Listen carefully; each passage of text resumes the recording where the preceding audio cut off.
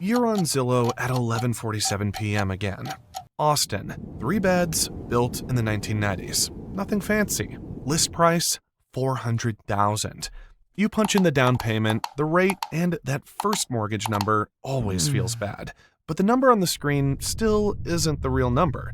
That's the part a lot of buyers miss, and it's why so many people buy a normal-looking house and then spend the next 3 years feeling broke. Most people stare at principal and interest. That's the bait number. The bill you actually live with is bigger because taxes, insurance, PMI, utilities, and repairs all pile on top. And once they pile on, your margin disappears. So we're going to run the real math. Compare it to renting the same kind of place, and then look at what that extra monthly burn steals from your future. Start with the number people anchor to, because that's where the trap starts. Take a $400,000 house in Austin with 5% down. That means you bring $20,000 and borrow $380,000. At a rate around 6.75%, your principal and interest lands near $2,465 a month. That's the number people cling to because it still feels barely possible. And lenders love talking in that language because it sounds cleaner than the life you're actually signing up for. But you didn't put 20% down, so now PMI shows up. Private mortgage insurance sounds technical, but it's simple. It's the fee you pay because you don't have enough cash. Think of it like a monthly fine for not already being rich. On a loan like this, PMI can run around $180 to $250 a month.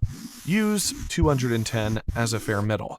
So now your payment isn't $2,465, it's $2,675, and we're still not close. Next comes property tax. Austin skips state income tax, so local districts load up the house instead. In many parts of the metro, especially where a $400,000 starter home actually exists, you're looking at about 1.9% to 2.3% a year.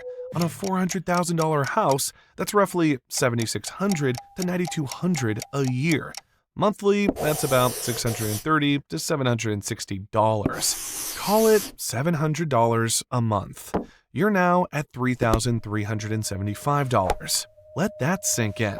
And most buyers don't feel that hit clearly because escrow hides it inside one monthly bill. Now add homeowners insurance. This number moved fast. Storm risk, rebuild costs, and rising claims pushed Texas premiums way up. So a policy on a house like this can run $200 to $300 a month. Use $250. You're at $3,625. And that's before you turn on one light switch. Utilities come next, and people brush this off like it's small. It isn't. Texas power bills jump in summer. Then you add water, trash, gas, if the home uses it, internet, and city fees. For a 3-bedroom house in Austin, a real number is about $300 to $450 a month. Use $350. Now you're at $3,975. Then, maintenance. This isn't some rare disaster. Houses sit outside and wear down. The 1% rule is the clean shortcut here. On a $400,000 house, that's $4,000 a year. Monthly, that's $333. That's not a remodel. That's the boring stuff. HVAC service, a water heater, pest control, a leak, a fence panel after a storm. So your nice, clean $2,465 mortgage number turns into about $4,308 a month. And once taxes run high, insurance spikes, or repairs bunch up, you're right around $4,500 a month. Same house, same city, same stage of life. And renting something close can still come in way lower. Which raises the next question you should care about. What kind of income actually survives this without turning your whole life into one long bill-paying exercise? Put that full housing number next to income, and the picture gets ugly fast. Austin median household income sits around $89,000. After federal taxes, payroll taxes, health insurance, and the usual deductions, take-home pay for that household might land near $5,800 to $6,200 a month. Use $6,000.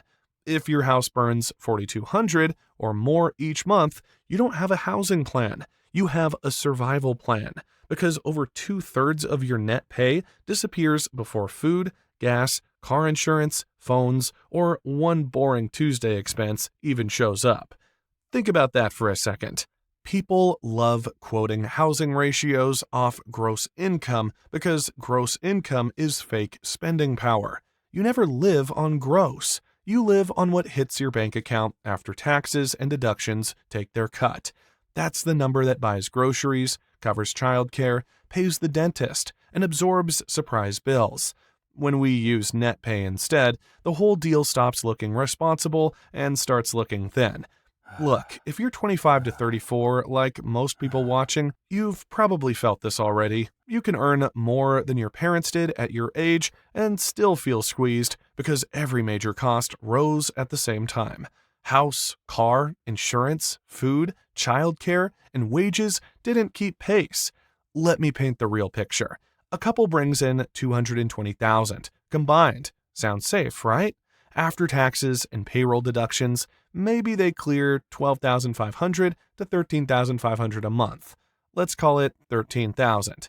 Then stack real life on top. Student loans, $700. Daycare for one kid, $1,400. 2 car payments and insurance, $1,500. Phones, food, gas, and all the small stuff that never stays small, another $2,000 to $2,500. Drop in a house bill north of $4,200, and suddenly that high-income couple doesn't feel rich. They feel busy. They feel pinned down. They feel one repair away from floating part of the month on a credit card. Serious empathy for the responsible person who's doing everything right and still losing. That's the trap, not poverty on paper, pressure in real life. The kind where your paycheck lands and already has a job before you touch it.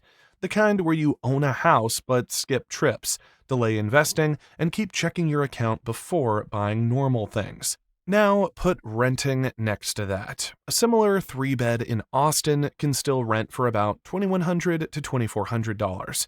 Use $2,200. Against an ownership cost around $4,500.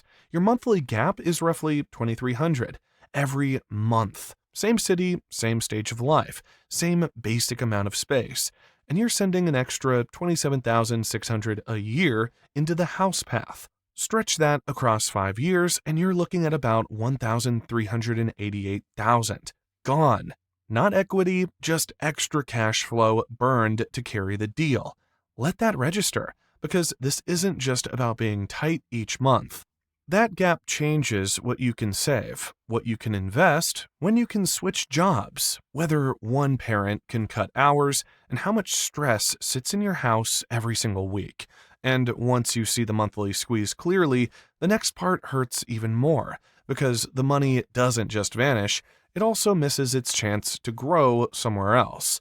Now, take that same $2,300 monthly gap and send it into a basic S&P 500 index fund instead. No stock picking, no genius moves, just steady monthly investing in the plain boring thing most people ignore because it isn't emotional and doesn't come with granite countertops. At a long-run return around 10% before inflation, that stream of cash grows to roughly $380,000. In 10 years, keep going and you're around 1.1 million in 20 years. Leave it alone for 30 years and you're near 2.8 million. Even at a 7% inflation-adjusted return, you're still around 2.6 million over 30 years. Let that sink in. This is where the whole "your house is an investment" story starts to crack. Yes, you build equity over time, but early on, a huge chunk of your payment goes to interest, while taxes never come back, insurance never comes back, repairs never come back, and the extra monthly burn never gets the chance to compound in the market. People call mortgage paydown forced savings, and that's partly true, but forced savings isn't the same as the best use of cash. If the house drains so much each month that you stop funding retirement, pause brokerage investing, and lose flexibility, then the house didn't build wealth cleanly. It crowded out wealth somewhere else. And boom, that's the part most calculators leave out. Owning can still make sense if you want control, stability, a yard, good schools, or if you plan to stay put a long time. This isn't anti-house, it's anti-bad math. Calling a stretched starter home a wealth move just because real estate feels adult doesn't change the numbers. The system wants you to think the purchase price is the decision. It isn't. The decision is the monthly burn and the years of compounding you give up to carry it. That's the actual cost. And once you frame it that way, the smarter question isn't, can I qualify? It's, does this deal keep me solvent and free? So the $400,000 house trap isn't the list price. It's the monthly burn, plus the wealth that money never gets to build somewhere else. Before you tour anything, run 3 numbers: your real monthly ownership cost, your 5-year extra cash burn versus rent, and what that gap could do in an index fund. If the math still works, fine, buy it with open eyes. But if it kills your margin, don't let the word homeowner flatter you into a bad deal. Drop your salary and city in the comments. I'll run the exact math for you. And subscribe. Lots of people can qualify for the house. Far fewer can survive what it does to their cash flow. I'm Dave, and this is Richonomics.